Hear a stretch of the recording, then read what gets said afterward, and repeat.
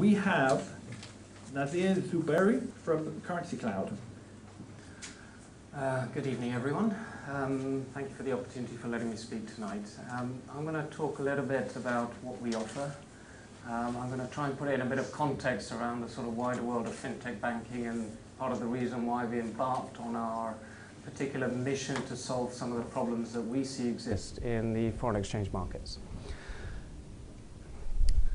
Banking is broken.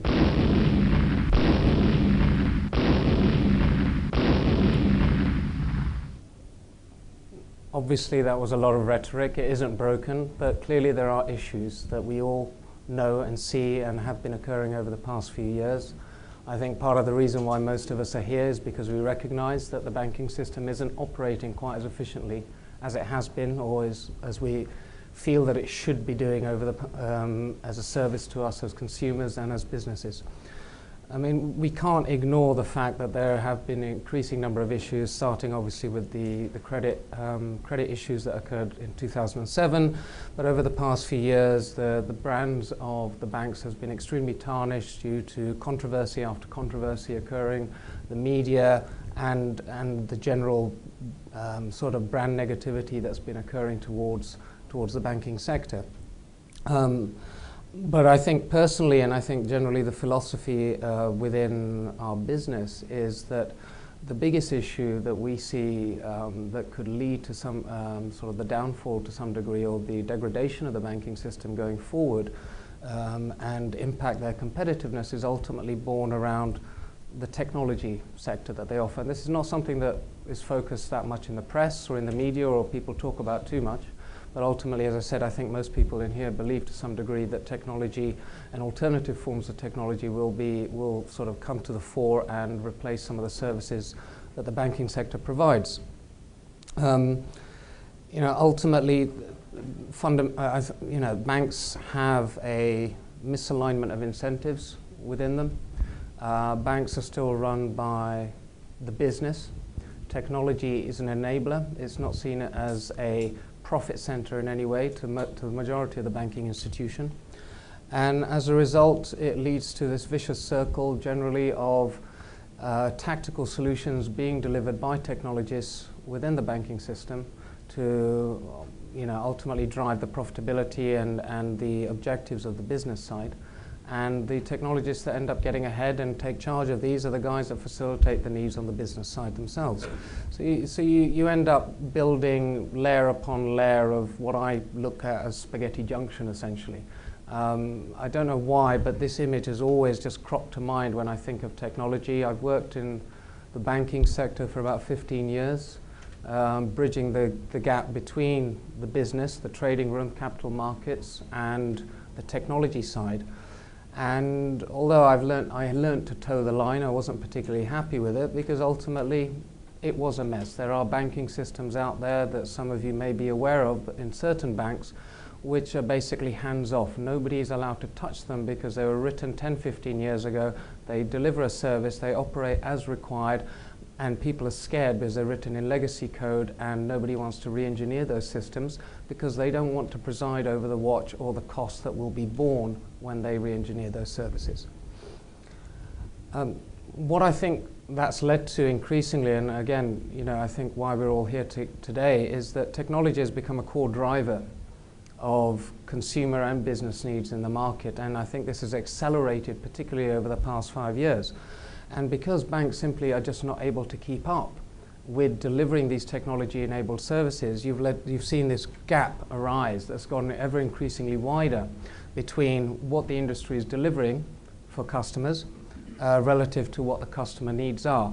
And I mean, I was talking earlier today with somebody, and I just put this simple point to them. Even us as retail bank, we all have retail bank accounts. We all bank with probably one of the big 4 banks here. I mean, you can't even, for example, set an alert on your bank account to say, tell me when I've got £200 left in the bank. Something as simple as that, a little bit of technology functionality, the banks aren't able to deliver. They don't meet needs. They don't deliver according to what I think increasingly we're beginning to realize is what we desire from the banking service and the financial sector, but have for so long just come to accept as this is the best we can get.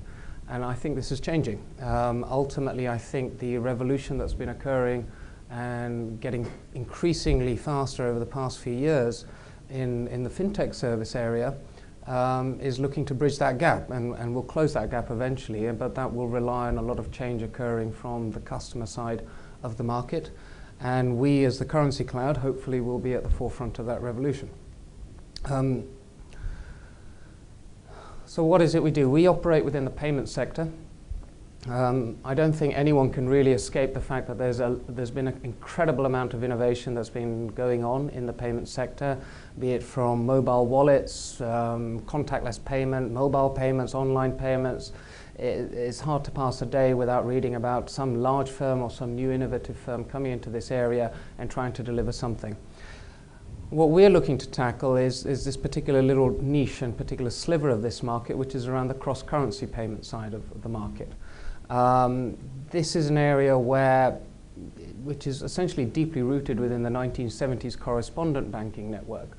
If any of you have ever made a cross-currency transfer from a bank, you go in there, you don't even know what you are going to be charged until the payment reaches the other side. When you are charged, you're charged upwards of 4 to 5% of your total transaction amount. Compare that against what, say, a large corporation or a financial institution in the capital markets arena of a bank is charged. They're charged 50 pence per £1,000, right? We're charged over 4%, sometimes escalating up to 9 to 10%. But we're unaware. It's very difficult to find alternatives. A lot of the banks charge approximately the same rate. These rates are fixed once or twice a day, where the commercial bank, the retail bank, is acting as a customer of the capital markets division. They take a rate once or twice a day, they fix it, encompass market risk, so the spread is already wide, and then they put on a hefty margin on top. So just as when you go to your high street bank, look at the board, you'll see a spread that's about that wide. I mean, that's literally what it is. You compare that to the market rate, where the spread is usually about half a pip. And it's unfair, because in this day of technology, where the banks are using technology to process these transactions, there is no reason to differentiate or discriminate on this basis, but they do. I mean, and to put this into perspective, actually, one last interesting fact is that this market has such a legacy infrastructure that the rate of failures or problems that occur with international payments, be it a remittance transfer that you may do at a bank, or be it an international payment being made by a buyer to an international supplier, the rate of an issue occurring is 30%. Now, you just think about that from an operational risk perspective. That is absolutely ludicrous. 30% of international payments run into a problem. And to fix those problems is also extremely expensive, and guess who gets charged? It's you, I, and the businesses around us, right? To trace a payment, if it goes missing within the correspondent banking network, upwards of $100. To repair a payment because you've entered one of the details wrong, and remember, there's a number of details you need to enter when making an international payment, that'll cost you $25. And then once you've done all that, you have to resend the money again, so you charge the margin all over again. It's a very, very costly market, and there's no need for it to be so. And that's essentially where we're looking to step in. I mean, the basics of our system, though, or the value proposition, is essentially boils down to this: is to lower the costs of currency conversion, lower the cost of payments, to make the operational system much more controllable by customers, to put control into the hands of the customer, and lower the operational risk around making those transfers, and provide this within a totally compliant framework. It's end-to-end processing. We look to leverage the banking system where we feel they have core capabilities, where we think they excel. And where we think they excel is around liquidity, which is rates, and around the payments networks that are around us. But then what we look to do within that area is to route transactions for the least possible cost out of all the options we have, as well as doing various other forms of aggregation and providing beneficiary management, electronification of the entire life cycle of any sort of international payment or remittance, which is something that is not offered today. We provide our solution in a variety of different stages. We can deliver a solution as a bare bones, similar to what the banks can do from an electronic perspective, where you just go online or phone us up and say, I want to convert this for this. And then it could either be you as a business wanting to do that, or you as an intermediary wanting to do that in order to sell that payment onto your customer.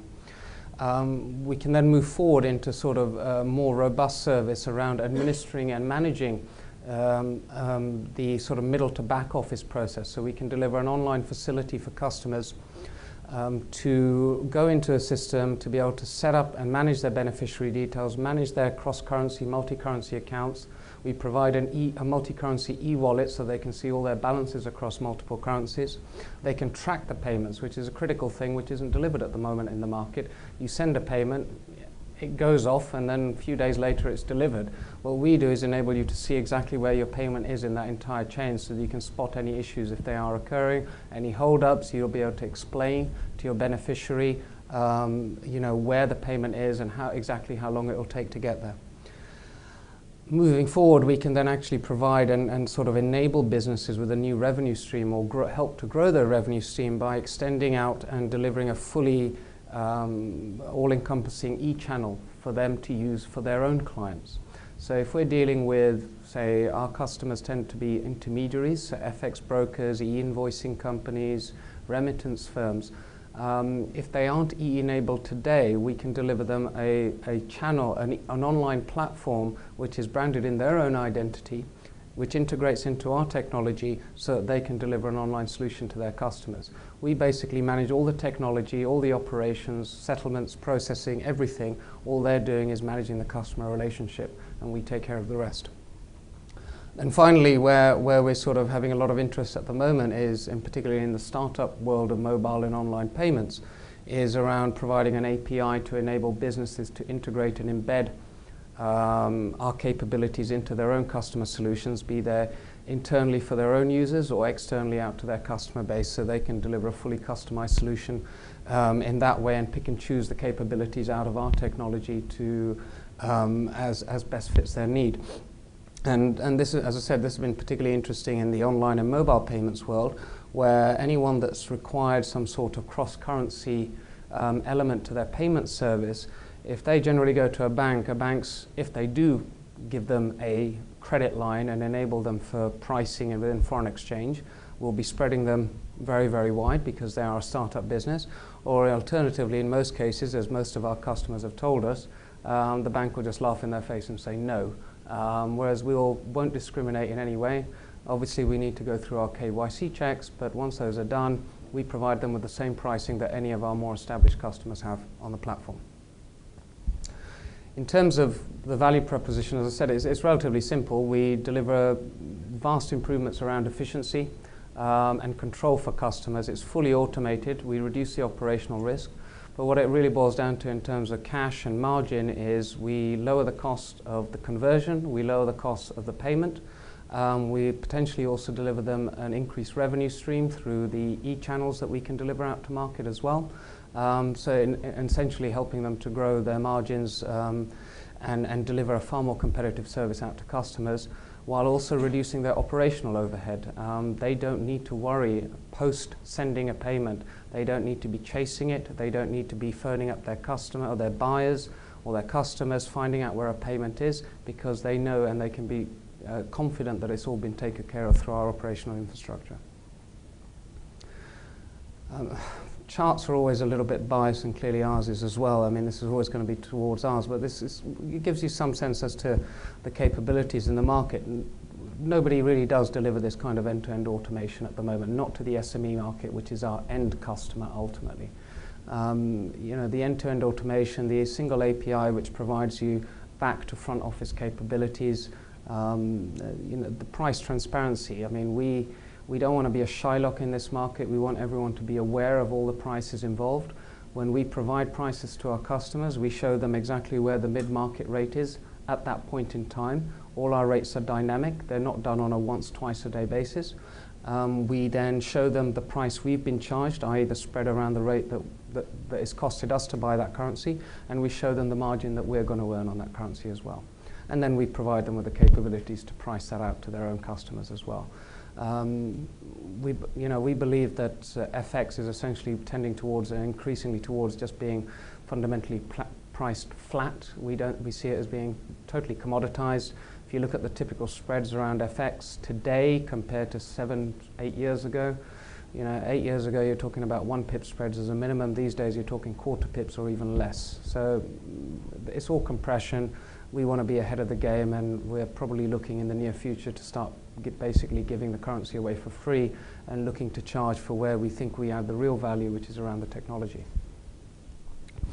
And the reason I got this slide up here is I think a lot of people talk about foreign exchange and this massive market. I mean, if you've heard the numbers, 4.7 trillion per day is the latest number that's being bandied around by most people. It is the biggest capital market in the world. But about 90% of that is basically gambling money or hedging money, right? It never actually sees the light of day. Real trade, international goods and services, remittances accounts for about 38.5 trillion per year.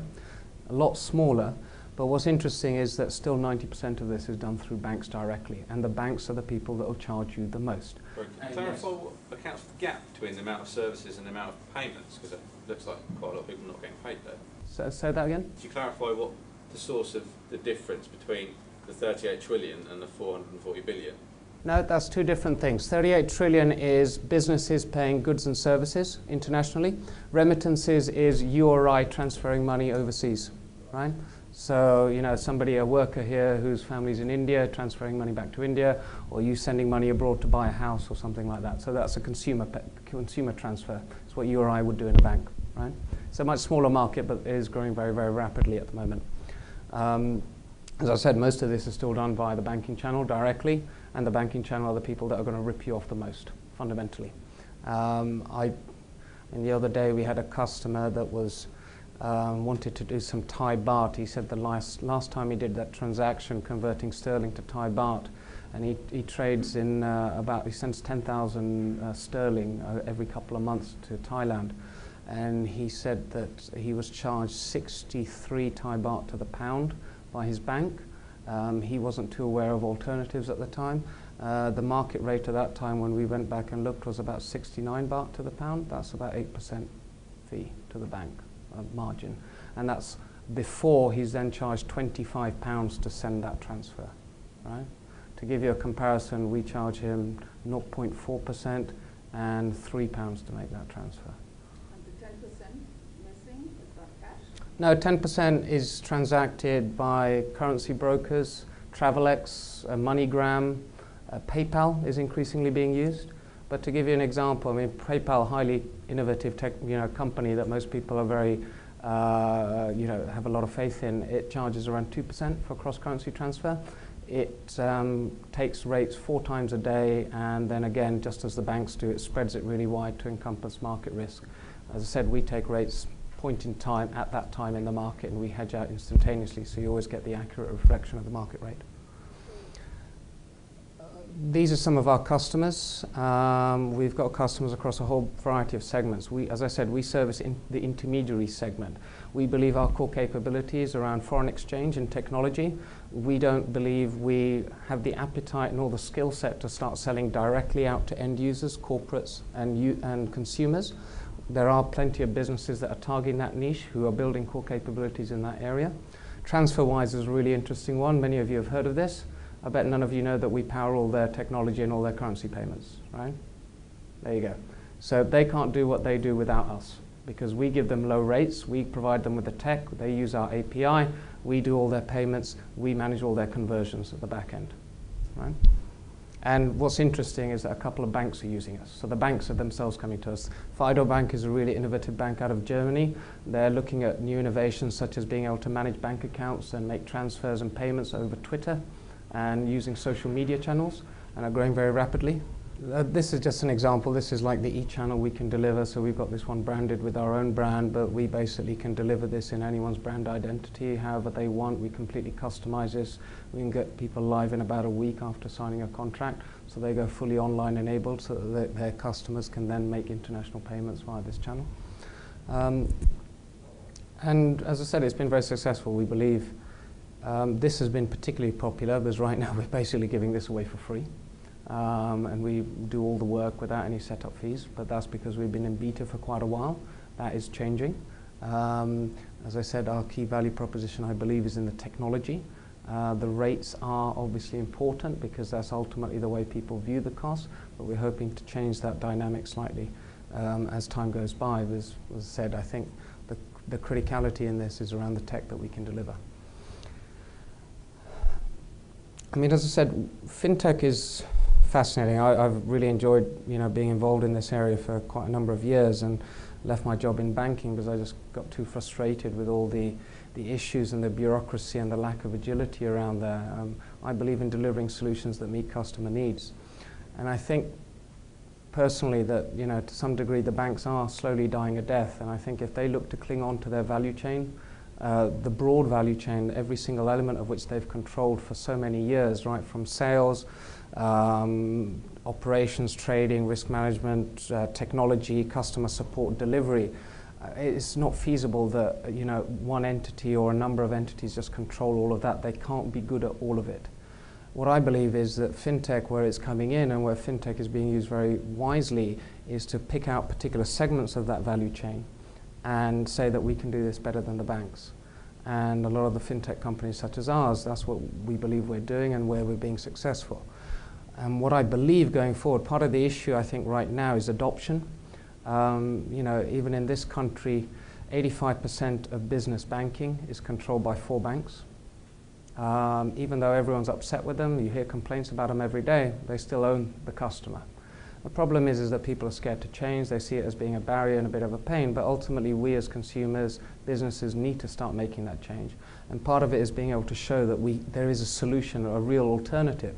And I think we're heading that way. Now we have a whole bunch of companies and businesses that are doing individual things very, very well. To me, it's about bringing those all together and delivering that as a sort of ecosystem solution out to customers, where you're delivering sort of independent businesses, each of whom are very, very good at what they particularly do, but delivering that as a uniform solution out to the customer so that they can essentially replace their commercial banking service with something like this, which is an aggregation of a variety of different services. And banks, to me, focusing on that bottom bit, which is risk management, liquidity, and the payments, the operational side of things. And that's it. Thank you.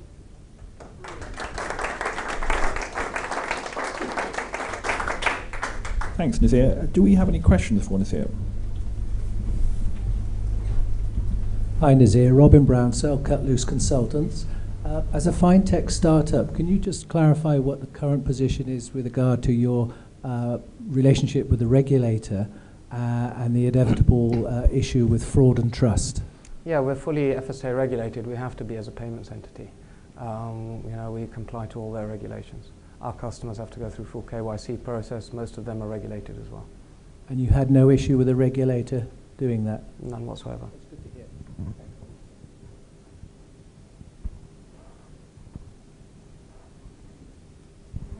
If you're an alternative to banks, then how do you actually settle? Don't you have to use a bank to do that? And if so, how can you be an alternative to bank if you then have to use the bank to settle your payments? Sure, no, but that's, I'm sorry if I didn't express that clearly enough, but what I'm saying is we look to use the banks in what they do particularly well. I don't want to replace the settlement service, I don't want to replace the operational service. Banks do that. We leverage the banks, that feeds into our technology. We just do everything between that and the customer better than they do. Okay, so most of it is about precisely setting the actual foreign exchange element of that transaction in terms of buying the currency at exactly the right time, and then not, so you don't need to charge a spread. Is that the key value add that you do? Yeah, exactly, but there's also clever elements in terms of the way we do the settlement, right? We are building increasing number of local bank accounts across a number of countries, right? So we can almost entirely avoid any payment fees being charged to the customer. So say somebody from the UK wants to send US dollars, we have a bank account in the UK, we have a bank account in the US, somebody pays us here in sterling, we release cash out of our account in the US to our customer. It doesn't have to go through a payment network, right? So that's the equivalent of the traditional Nostro and Vostro. Exactly, yeah. But we also then do connect into payments networks because maintaining those accounts are costly. So we have a number of sort of solutions which we're growing, week by week, literally. So connections to SWIFT, connections to various banks who, with their treasury management services, other vendors as well that operate in this space.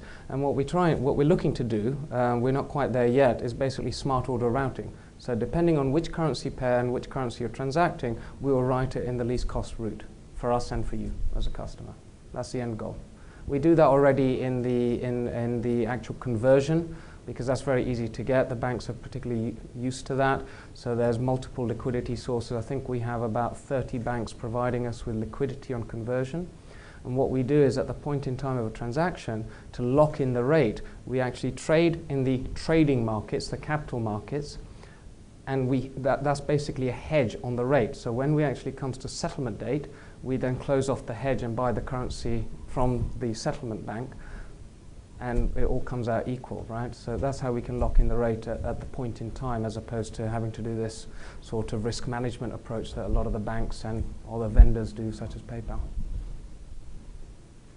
Hi, my name's Amir. I work with an organisation called Cybersecurity Research Institute. Given that in 2010 there were some banks which were unannounced losses through cybercrime of over 600 million, how does your solution, because you're effectively tapping into the existing processes but optimising the route throughs for the money, how does your solution benefit that cybercrime issue, if it does at all, or does it threaten it? How does it benefit it? I mean, you've got dispersal of information, so dissemination. I have to admit I'm no expert on this area, so I might talk absolute nonsense here, but I will try and answer your question. Some people say I talk absolute nonsense anyway, but that's fine. Yeah, I mean, you've got dissemination of information. I mean, we hold some of our customer data. That customer data isn't being held at the bank, so you're splitting off the information at various points. So to be able to get a complete picture of if somebody wanted to attack and get all the information, it's not held in one place, so to speak, right? Aside from that, I don't know. I mean, our security is very rigorous. All of our technologists and our CTO have long experience in the banking industry, and every system is corruptible, but our standards in terms of security are measured by the banking industry because that's what people expect from us ultimately. We're managing money. We've got to be secure around that, and so we ensure that we can do that. Hi, my name is Pang. In terms of the corridor that you focus on, is there any specific corridors that you are stronger than others, or do you cover in terms of remittance corridor? Do you offer kind of anywhere to anywhere? We offer anywhere to anywhere. Right now, we can very easily process 90 currencies, and so that leads to a combination theoretically of about 4,000 different crosses, right? We can do 140 in total. Liquidity in those other currencies, such as Ghanaian and Whatsit and whatever, is not as easy to acquire, but we can get it. The issue there may be that we might have to compensate in terms of the spread, but we still undercut what that person would or that company would get in the market at large, because our margins are very, very thin. But yeah, I mean, the idea is to basically cover everything, right?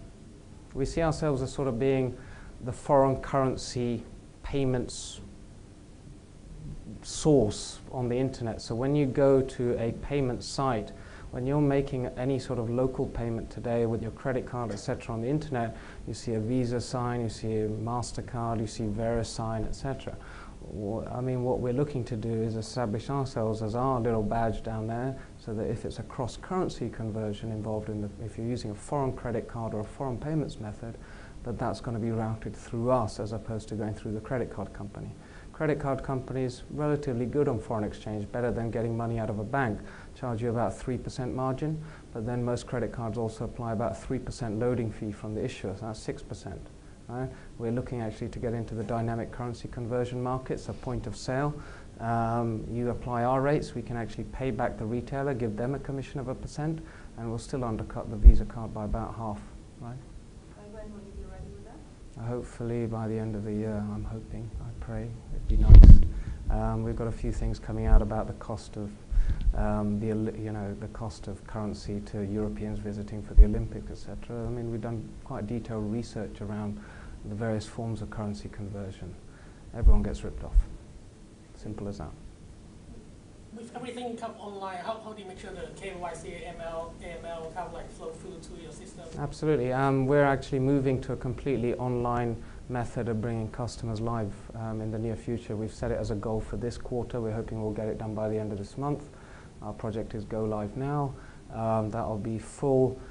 So that's expanding the website to provide as much information as possible to get customers comfortable. That's also providing a knowledge base, FAQs, video tutorials, everything, but also providing an online KYC method. You will basically give us your name, I think a passport number, or a company number actually specifically, and we'll be able to pre-populate a KYC form for you. All you have to do is say, yes, that's correct, and that's it, KYC's done.